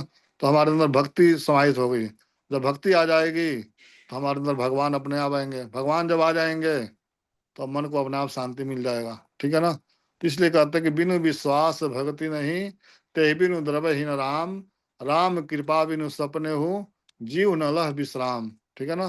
तो राम जी की कृपा के बिना जीव कभी विश्राम नहीं ले सकता, हमेशा अशांत रहेगा, हमेशा मन उसका विचित्र रहेगा। तो इसलिए मन को शांति लाना है, तो भगवान को अपने अंदर धारण करना बहुत जरूरी है, भक्ति बहुत जरूरी है। ठीक है ना? जब भक्ति अंदर आ जाएगी, तो भगवान अपने आप आएंगे, भगवान आ जाएंगे तो मन को शांति अपने आप मिल जाएगी। महाराज, एक क्वेश्चन आता है कि हमारे हिंदू धर्म में, सनातन धर्म में 33 कोटि देवी देवता बोले गए। जी। फिर कई बार क्वेश्चन आता है कि फिर हम 33 कोटि में से किसको मानूं? मैं शिव को मानूं, गणेश को मानूं, राम को मानूं, मानूं तो किसको? इतने सारे हैं ये तो। ये आपका प्रश्न बहुत बढ़िया है, बहुत अच्छा भी प्रश्न है। जी। 33 कोटि देवी देवता तो हैं, ठीक है ना? लेकिन हमारा जहाँ पर मन को शांति मिले, ठीक है ना, जैसे राम जी, कई कई लोग राम जी को मानते हैं, कोई कृष्ण जी को मानता है, कोई बाबा लाल दयाल जी को मानता है, कोई दुर्गा जी को मानता है। तो कहते हैं ना कि जितने भी देवी देवता हैं, सब एक ही हैं। ठीक है ना? लेकिन हमारा जहाँ मन को शांति मिले ना, जहाँ मन, जिस जिस देवता से हमारे मन को शांति मिले, जहाँ हमारा मन को जो है ठहराव हो रहा है, उस देवता को जब हम मानते हैं ना, तो उसी में सारे देवता अपने आप आकर समाहित होते हैं, उसी के रूप में हमें आशीर्वाद मिलता है। ठीक है ना?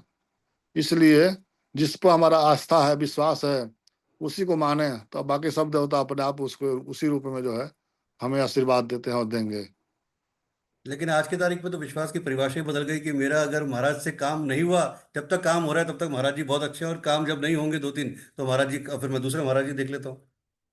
ये फिर वो ऐसे लोग भटकते रहते हैं ना समाज में, कभी वो शांति से मिलती नहीं उनको, हमेशा भटकते रह जाते हैं, जिंदगी भर जो है वो भटकते रहेंगे। आप कभी भी देख लेना, ऐसा कभी लोग जो है सक्सेस नहीं होते, हमेशा जो है वो घूमते ही रह जाते हैं समाज में, इधर का श्रद्धा और उधर का। विश्वास बहुत जरूरी है। बहुत जरूरी है। श्रद्धा विश्वास जब तक नहीं आएगा, तब तक जो है मन को शांति नहीं मिलेगी, और हमारे कोई भी काम बनने वाले नहीं है। हमारे जब, कोई भी। हाँ,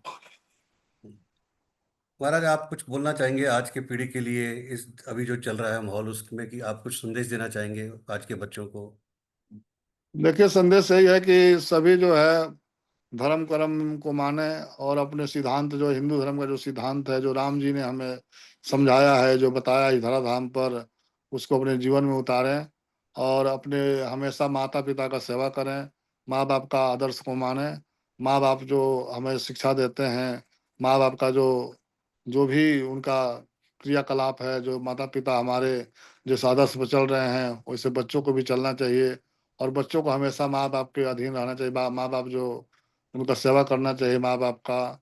और माँ बाप जो है बच्चों को अपने हमेशा अपने अंकुश में रखें, अपने जो है जो भी मार्गदर्शन है देते रहें, उनको समझाते रहें, शिक्षा देते रहें, और बच्चे भी उनको शिक्षा को मानते रहें। यही हमारा जो है जो अपना विचार है समाज के लिए। और एक नई पीढ़ी जैसे आजकल तारीख में चले मेडिटेशन, ध्यान, ध्यान में कैसे जाए? वो कहते हैं मेरा ध्यान में मन लगता ही नहीं है, ध्यान में कैसे उतरूं? देखिए ध्यान का क्या है कि ध्यान किसी का भी नहीं लगता है, लगता तो लगाना पड़ता है ध्यान। एकदम भी जो है ना, कोई कहे कि एकदम बैठते ही ध्यान लग जाए तो ये संभव नहीं है। ठीक है ना। उसके लिए जो है प्रयास करना पड़ता है। तो कहते हैं ना, करत करत अभ्यास ते जड़मत होत मत हो। सुजान, रसरी आवत जात ते सिल पर बरत निशान। ठीक है ना। तो कोई भी काम का जब हम प्रयास करते हैं, जब प्रयासरत रहते हैं, धीरे धीरे प्रयास करते रहेंगे, तो एक दिन समय आ जाएगा अपने आप जो ध्यान लगना शुरू हो जाता है। ठीक है ना। तो हम जब तक भगवान के प्रति हमारी रुचि नहीं होगी, रुचि जब होता है, धीरे धीरे हम उस तरफ अपना ध्यान को मोड़ते हैं, ध्यान करते रहेंगे। तो क्योंकि कोई भी अच्छा काम करेंगे, शुभ काम करते हैं ना, तो उसमें हम मन जल्दी लगता नहीं है। तो क्योंकि मन लगाने पड़ता है उसमें, उसके लिए जबरदस्ती जब मन लगाएंगे धीरे धीरे जो है उसके तरफ हम आकर्षित होते जाएंगे धीरे धीरे, जैसे जैसे टाइम उसमें देंगे। क्योंकि 24 घंटा मिला हुआ है, 24 घंटे में हम लोग जो है कोई आधा घंटा, कोई 20 मिनट, कोई 1 घंटा पाठ करता बैठता है सत्संग स्वाध्याय करने के लिए, नियम करने के लिए, पूजा करने के लिए। बाकी सारा संसार तो हम लोग टाइम संसार में दे रहे हैं, नियम सारा टाइम। तो मन कैसे लगे? मन को लगाने के लिए हमारा जितना हम टाइम इधर देंगे अध्यात्म में, उतना हमारा मन फिर वैसे उसी हिसाब से लगना शुरू होगा। तो जितना हम इसमें टाइम देंगे, वैसे मन हमारा लगना धीरे धीरे अपने आप शुरू हो जाएगा। लास्ट इसलिए के लास्ट के दो क्वेश्चन महाराज। एक क्वेश्चन ये है कि कई बार जब बातचीत होती है और जब मैं अपनी क्लासेस लेता हूँ स्टूडेंट्स की, जो भी एस्ट्रोलॉजी वगैरह की, तो कई लोगों का कहना यह है कि धर्म ज्ञान हमें अंदर से डरपोक बनाता है, कि हम भयभीत हो जाते हैं, अरे ऐसा करेंगे तो वैसा हो जाएगा, भगवान नाराज हो जाएंगे, ऐसा करेंगे तो वैसा हो जाएगा। और जो गलत लोग हैं वो तो कुछ भी कर देते हैं, बिंदास कर दो जो करना है। लेकिन धर्म से हम डर जाते हैं कि नहीं ईश्वर नाराज हो जाएगा, ऐसा नहीं हो जाए मेरे से वैसा। क्या ये वास्तव में हमें धर्म कम डरपोक बनाता है? देखिए धर्म से डरना चाहिए। जो हमारा धर्म है ना, जो उससे धर्म जो है डराता नहीं। जितने हमारे देवी देवता हैं सभी के पास अस्त्र शस्त्र हैं। ठीक है ना। और हमारे हिंदुओं के यहाँ जाओ तो किसी घर में एक एक सोटी भी नहीं मिलेगा। नहीं मिलेगा। ठीक है ना। तो इसलिए क्योंकि हम लोग अहिंसा के पुजारी हैं, ऐसा सिखाया गया। प्रचारक लोग ऐसे सिखाते रहे कि अहिंसा परमो धर्म। ठीक है ना। लेकिन नहीं, कहते हैं ना, सुभाष चंद्र बोस कहते हैं कि कोई ईंट मारे तो उसको पत्थर से जवाब दो। ठीक है सही ना। बात। तो अगर अगर हम किसी का हमेशा मतलब अपमान सहेंगे तो कोई और अपमान करता रहेगा। तो अपने रक्षा के लिए हमें अपने आप को जो है पूरा शक्ति रखना पड़ेगा, हथियार रखना पड़ेगा। तो उसको जो जब तक हम जो है डरेंगे तो लोग डराएंगे। ठीक है ना। इसलिए हमें डरना नहीं चाहिए। हमें जो है जहाँ मुकाबला करने का समय, वहाँ मुकाबला मुकाबला भी करना चाहिए। जहाँ किसी का जो है साथ देने का समय है, साथ देना चाहिए। और हमेशा जो है धर्म के साथ साथ जो है अपना अपना मजबूती भी पूरा होना चाहिए साथ में।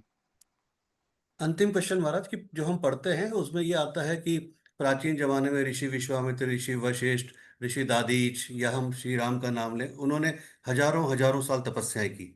और उसके बाद साधनाएं की, घोर साधनाएं की, भूखे रह के, जैसे बाबा लाल जी का हमने सुना कि पूरा पानी में तपस्या किया, सब कुछ किया ना। उसके बाद अपना चोला बदला और उनको सिद्धियां प्राप्त हुई या जो भी प्राप्त हुआ। पर आजकल तो मनुष्य का जीवन ही 40-50 साल का रह गया है, तो कैसे बेचारा साधना या सिद्धि कैसे कर पाएगा और क्या करेगा? ऐसा है, जितना हमें अवसर मिला है, जितना भी परमात्मा ने हमें जीवन दिया है, तो ज्यादा से ज्यादा कोशिश करना चाहिए धर्म कर्म से जुड़े रहने का, नाम से जुड़े रहने का, भगवान से जुड़े रहने का, साधना से जुड़े रहने का, स्वाध्याय से जुड़े रहने का। जितना हमें जीवन मिला है उसी में अगर हम करते रहेंगे तो उम्र अपने आप परमात्मा बढ़ाते हैं, बढ़ता है। ठीक है ना। ऐसा कोई नहीं, इस बात नहीं है कि उम्र जरूरी नहीं कि 60 साल ही जीना, 55 साल ही जीना है। जितना हम आयु लेकर आए हैं उतना हमें जीना ही जीना है। कोई हमारा कुछ कर नहीं सकता, कोई बाल विवाह नहीं कर सकता है। ठीक है ना। तो इसलिए जितना, क्योंकि मानव जीवन मिला ही इसीलिए कि परमात्मा का सिमरन करने के लिए, भजन करने के लिए। और जोनियों में जीव आता है, अपने कर्मों को भोग कर चला जाता है। लेकिन मानव का चोला भगवान ने इसीलिए दिया है, मानव से देव बनने के लिए। ठीक है ना। अगर हम लोग मानवता वाला काम करते हैं तो मानव से देवता बन जाते हैं और आगे चले जाते हैं। अगर बनकर भी मानवता वाला काम नहीं कर रहे हैं, फिर दानव की श्रेणी में चले जाते हैं। इसलिए हमारे संतों ने, गुरुओं ने, महापुरुषों ने, वेदों ने, पुराणों ने यही बताया है कि हमें शुभ कर्मों का संग्रह करना चाहिए, नेक कर्म करना चाहिए जितना हो सके तो मानव आज भी से। क्या ये सब करके हम साधनाओं में अपनी करके सिद्धियां वगैरह पा सकते हैं, या जो चीजें जो बोला गया वो कर सकते हैं, आज भी पॉसिबल है? बिल्कुल, बिल्कुल पा सकते हैं। देखिए ये सब जो है, जितने भी अच्छे कर्म, धर्म का मार्ग है, जितना हम अपनाएंगे तो हम अपने लोक परलोक को बनाते हैं। इसी से लोक परलोक हमारा बनता है। ठीक है ना। जितना हम सत्संग करेंगे, जितना भगवान का नाम का उच्चारण करेंगे, जितना भक्ति करेंगे, जितना समाज सेवा करेंगे, वही अपना है। बाकी सब कुछ जो है यहीं रह जाता है। संसार में ना कुछ आदमी लेकर आया है, ना कुछ लेकर जाएगा। लेकिन जो हम अच्छे कर्म करके जाते हैं वो आज भी लोग यहाँ याद करते हैं, और हमेशा जो है हमारा अमर हो जाता है इंसान है। ठीक है ना। इसलिए हमें हमेशा शुभ कर्मों का संग्रह करना चाहिए। यही महापुरुषों का कथन है। बिल्कुल। लास्ट, तंत्र मंत्र और यंत्र, आप इसमें किसको प्राथमिकता देते हैं? ये आपके सीरीज में तंत्र, तीन नाम आते हैं हिंदू सनातन धर्म में, तंत्र मंत्र यंत्र की ये पावर, आप क्या मानते हैं सबसे, क्या क्या सबसे ज्यादा प्रासंगिक है, या क्या सबसे ज्यादा सही है? सही तो अपने अपने जगह पर तीनों है। ठीक है ना। लेकिन मंत्र का प्रभाव विशेष है। मंत्र जो है, महामंत्र जय जपत महेशु, काशी मुकुट हेतु उपदेशु। ठीक है ना। शिव जी मंत्र के प्रभाव से सारे समाज का जो है कल्याण करते हैं, सारे संसार का कल्याण करते हैं। तो संत भी जो है अपना समाज के कल्याण के लिए उनका जीवन होता है। संत भी जो मंत्र के प्रभाव से समाज का कल्याण करते हैं। तो ये मंत्र का, तंत्र मंत्र यंत्र, यंत्र भी जरूरी है। और जहाँ कोई ऐसे बात है वहां पर तंत्र भी जरूरी है। ठीक है ना। यंत्र मंत्र तंत्र तीनों आवश्यक है हमारे जीवन में। क्या मंत्र के लिए संस्कृत जरूरी है? देखिए संस्कृत से हमारी वाणी की शुद्धि होती है। जैसे पाणिनि जी ने बताया है ना कि वो कौन सा शब्द है, तो उन्होंने के उसके जरूर वो, जब तक हम संस्कृत को पढ़ेंगे नहीं तब तक जो है ये क्या नाम, हम पूरा उच्चारण नहीं कर पाएंगे बढ़िया से जो लेकिन वस्तु आज की को। तारीख में कॉन्वेंट स्कूलों से संस्कृत गायब हो रही है। तो बस हमारे सरकारों का बस बहुत गलत दिशा दे रहे हैं। सरकार जो है जो संस्कृत विद्यालय बंद कर दिए, गुरुकुल बंद कर दिए, तो उससे बहुत ज्यादा हिंदू समाज की क्षति हुई है। बहुत गलत प्रभाव पड़ा है। हमारे संस्कृत पढ़ना कोई नहीं चाहता इस समय, क्योंकि सारे वो दूर हो गए उससे ना बहुत ज्यादा। पहले गुरुकुल में पढ़ते थे, संस्कृत विद्यालय होते थे। अब धीरे धीरे वो बहुत खत्म हो गया तकरीबन। तो इसलिए वापस होना चाहिए ये ना? होना चाहिए बिल्कुल। तभी हमारा हिंदू धर्म का सुधार होगा, तभी हिंदू धर्म हमारा जुड़ेगा, इकट्ठा होगा फिर दोबारा। आपके पार्ट पे इसके बारे में कुछ चल रहा है कि कुछ आप लोग कुछ ऐसा चला रहे हैं कि संस्कृत या गुरुकुल परंपरा को? अभी हम लोग जैसे विश्व हिंदू परिषद, आरएसएस के माध्यम से अपने बात को पहुंचा रहे हैं। यहाँ भी मीटिंग वगैरह हो रहा है। पीछे भी मीटिंग था, अभी भी थोड़े दिन पहले मीटिंग यहाँ किए हैं। तो इसको हम लोग अपने माध्यम से, अभी दिनेश जी आए थे, दिल्ली से केंद्रीय मंत्री हैं जो, उनसे भी बात चल रही थी। मतलब संत समाज जो हमेशा प्रयासरत है, इसके लिए प्रयास कर रहा है, कोशिश में लगे हुए हैं कि इसको जो है प्रचार प्रसार हो, दोबारा संस्कृत का जो है पढ़ाई शुरू किया जाए हर जगह। धन्यवाद महाराज जी। ये थे हमारे साथ जालंधर से महामंडलेश्वर में श्री 1008 श्री केशव दास जी महाराज, और इन्होंने बहुत अच्छी बातें की, बहुत ज्ञान की बातें की, बहुत कुछ सही दिशा निर्देश दिए, और जो भी बहुत सारे भ्रम थे उनको तोड़ा। और ऐसे ही आपका आशीर्वाद बनाए रखिएगा। और जय श्री राम। बहुत बहुत जय श्री राम, आशीर्वाद जय आपको। श्री राम। बहुत अच्छा लगा आपसे मिलके, बहुत आनंद जी आया। जय जी। श्री राम, जय जय श्री श्री बाबा लाल जय जी। श्री जय जय श्री बाबा लाल जी। जय श्री बाबा लाल जी, जय।